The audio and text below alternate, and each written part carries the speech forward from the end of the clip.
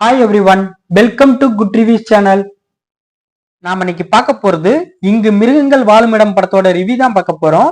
இந்த படம் யூடியூப்ல அவைலபிளா இருக்கு. இந்த படத்தோட கதை என்னன்னா, படத்துல 4 பசங்களை காட்டுறாங்க.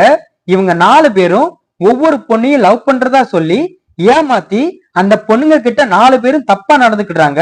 அது மட்டும் இல்லாம அவங்கள தப்பா வீடியோ எடுத்து பிளாக்மெயிலும் பண்ணிட்டு இருக்காங்க.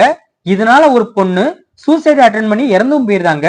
இந்த மாதிரி சமயத்துல அந்த 4 பசங்கள்ல ஒருத்தனும் ஹீரோனியும் லவ் பண்ணிட்டு இருக்காங்க. அப்போ போல அந்த பையன் ஹீரோனிய அவுட்டிங் போலான்னு கூப்பிடுறான். பட் ஹீரோனி அதுக்கு ஃபர்ஸ்ட் மறுக்கிறாங்க. இதனால 2 பேருக்கும் சின்ன சின்ன சண்டை ஏற்படுது. ஒரு கட்டத்துல ஹீரோனிய அவுட்டிங் போக சம்மதிக்கிறாங்க.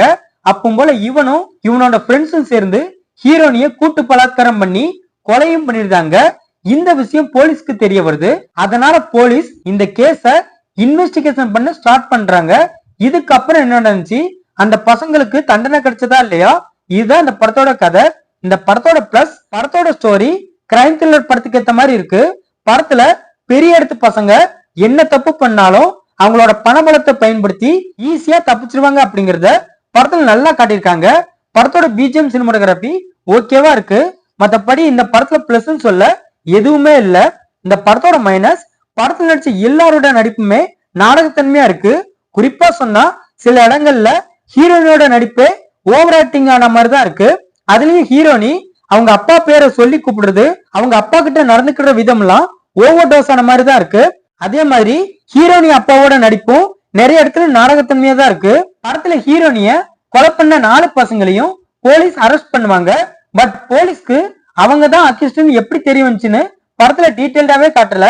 படத்தோட ஸ்டோரி கிரைம் த்ரில்லர் படத்துக்கு ஏத்த மாதிரி இருந்தாலும் அதை ஸ்கிரீன் பிளேல பிரசன்ட் பண்ண விதம் சுத்தமா சரியில்லை. படத்துல ஒரு சீன்ல ஹீரோனி அவங்களோட லவ்வர் கூட அவுட்டிங் போறதுக்கு முன்கூட்டியே ஜீசஸ் கிட்ட பாவ மன்னிப்பு கேட்பாங்க. இதெல்லாம் எந்த ஒரு நியாயம்னே தெரியல. அதே மாதிரி படத்துல மினிஸ்டர் கதாபாத்திரத்துல ஒருத்தர் நடிச்சிருக்காரு. அவர் பண்ற விஷயமும் அவரோட ஆக்டிங்கும் ரொம்ப கிரிஞ்சா இருக்கு. இந்த படத்துல ஒரு சில அடல்ட் சீன்ஸ் இருக்கிறதுனால இந்த படத்தை ஃபேமிலியோட பார்க்க வேண்டாம். இந்த படத்தை எஸ் சசிகுமார் டைரக்ட் பண்ணிருக்காரு. இந்த படத்துல ஜான், ஸ்ரீதேவி, சேரன்ராஜ் இன்னும் பலர் இந்த படத்துல நடிச்சிருக்காங்க. மொத்தத்தில் இந்த படத்தை பார்க்கலாமான்னு கேட்டா ஒரு பிலோ ஆவரேஜான கிரைம் த்ரில்லர் மூவி பார்க்க நினைக்கிறவங்க இந்த படத்தை பார்க்கலாம். இந்த படம் யூடியூப்ல அவைலபிளா இருக்கு. இந்த வீடியோ பிடிச்சிருந்தா லைக் பண்ணுங்க, ஷேர் பண்ணுங்க, சப்ஸ்கிரைப் பண்ணி சப்போர்ட் பண்ணுங்க. Thanks for all.